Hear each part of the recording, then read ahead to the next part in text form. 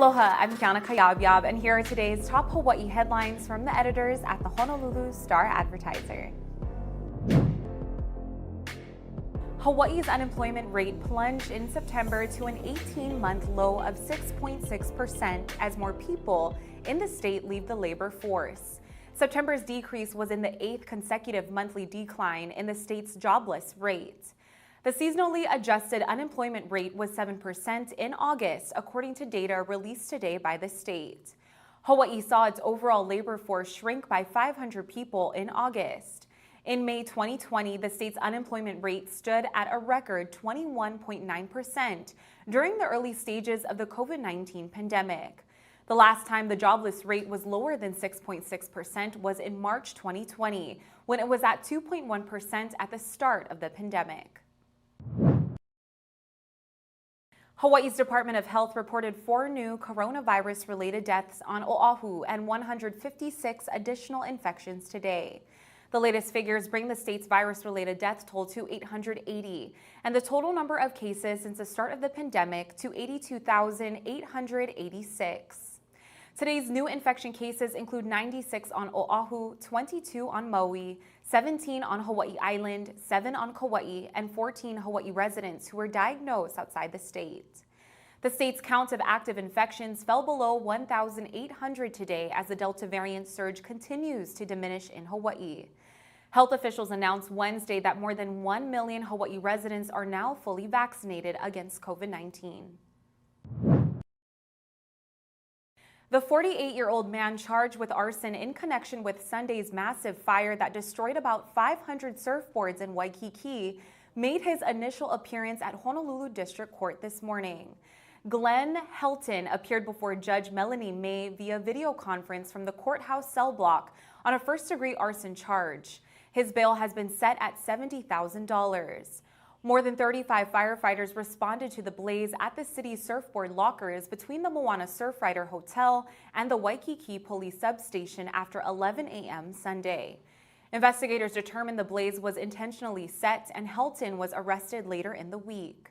Damage was estimated at $1.3 million, including $300,000 from the destroyed surfboards.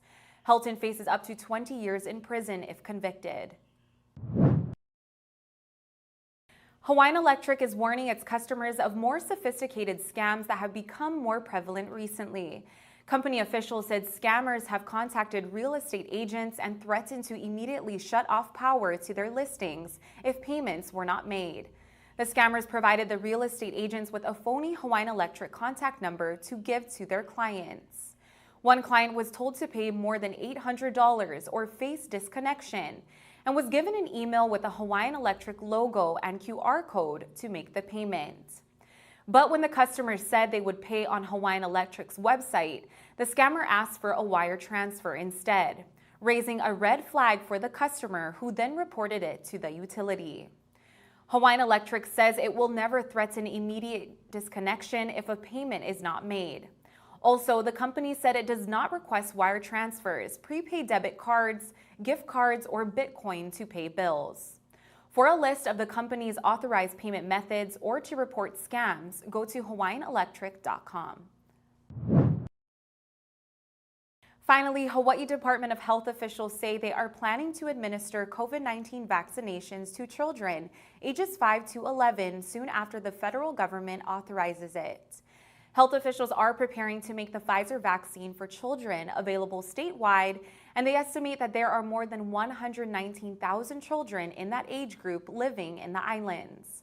A Food and Drug Administration Advisory Committee is scheduled to meet Tuesday to discuss authorization, and a CDC Advisory Committee is scheduled to meet November 2nd and 3rd to discuss clinical recommendations.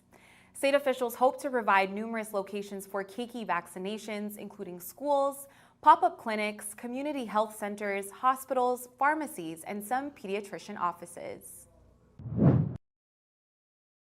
For more on these stories and all the latest headlines, subscribe to the Honolulu Star-Advertiser.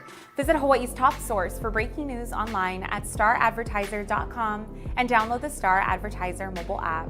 Mahalo, have a great day, and we'll see you back here tomorrow.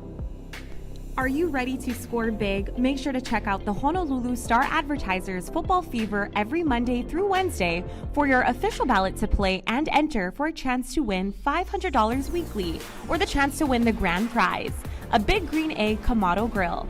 Match or beat the score and you qualify to win. Don't forget to drop off your entry at select Long's Drugs locations. Good luck! Special thanks to sponsors Long's Drugs, Hawaiian Telecom, and Mercedes-Benz of Honolulu.